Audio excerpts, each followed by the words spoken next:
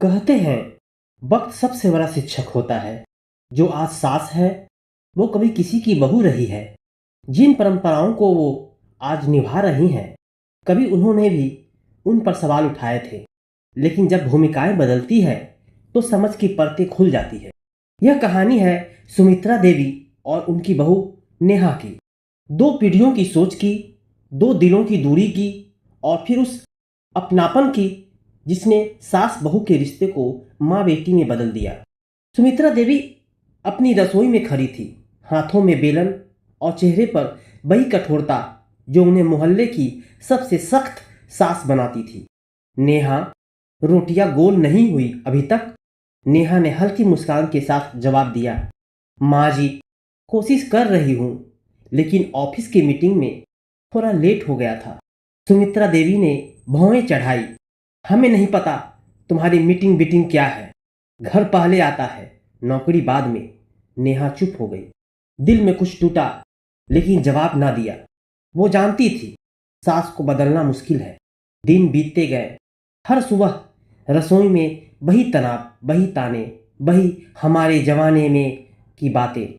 नेहा कई बार सोचती, क्या हर सास को ये याद नहीं रहता कि वो भी कभी बहू थी। एक दिन रविवार था। नेहा के मायके में पूजा थी। उसने सुमित्रा देवी से कहा, माँ जी, मैं मायके जाना चाहती हूँ। माँ की तबीयत थोड़ी खराब है। सुमित्रा देवी ने कहा, हर हफ्ते कोई न कोई बहाना बना लेती हो।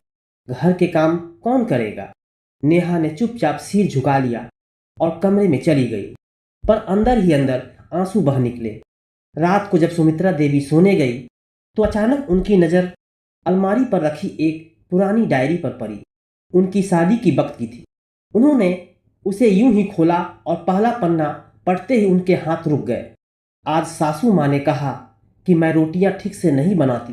पूरे दिन मन रोता रहा। काश वो समझ पाती कि मैं कोशिश कर रही हूँ। सुमित्रा देवी की आंखों में आंसू आ गए।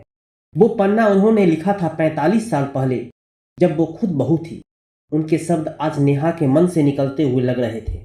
उन्होंने डायरी के अगले पन्ने खोले। हर पन्ने में शिकायत नहीं, एक बहू की तरफ थी। कभी सास मुझे बेटी कहती तो शायद मैं और अच्छा काम कर पाती। काश एक दिन मुझे भी समझ मिले। उनकी सांसें भारी हो गई। उन्होंने धीरे से बत्ती बंद की और देर तक सोचती रही। अगली सुबह जब नेहा रसोई में पहुंची तो देखा सुमित्रा देवी पहले से खड़ी थी। अरे माँ जी, आज इतनी जल्दी। सुमित्रा मुस्कुराई। सोचा आज मीटिंग से पहले तेरे लिए नाश्ता बना दूं। तू भी तो हर दिन मेरे लिए बनाती है। नेहा चौंक गई। माँ जी, आप ठीक तो हैं? सुमित्रा ने कहा, हाँ बेटा, आज ठीक हूँ और कुछ समझ भी गई हूँ। उन्होंने धीरे से नेहा का हाथ पकड़ा और बोली, बेटा, मैं भूल गई थी कि मैं भी कभी तेरी जगह थी। शायद वक्त ने मुझे सास बना दिया, पर बहू होना मैं भूल गई थी। नेहा की आंखें भर आई। सालों की दूरी उस एक पल में पिघल गई। अब घर का माहौल बदल गया। रसोई में अब ताने नहीं, ठहाके गूंजते थे।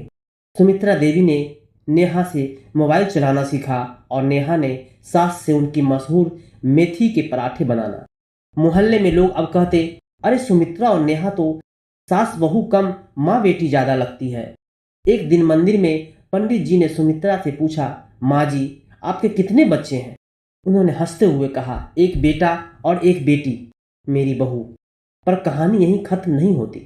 कई महीनों बाद जब नेहा ने ऑफिस में प्रमोशन पाया तो सुमित्रा देवी ने पूरे मोहल्ले को मिठाई खिलाई। किसी ने कहा, अरे बहू की नौकरी में इतनी खुशी? सुमित्रा देवी मुस्कुराई, हाँ, क्योंकि वो सिर्फ बहू नहीं, मेरे घर की शान है। उसी रात नेहा उनके कमरे में आई और बोली, माँ, आज आप पर गर्व हो रहा है।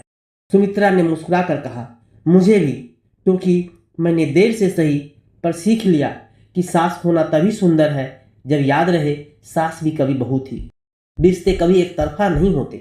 कभी सास को याद रखना चाहिए कि बहू भी एक नई दुनिया में कदम रख रही है, और बहू को भी समझना चाहिए कि सास के हर शब्द के पीछे अनुभव छिपा होता है।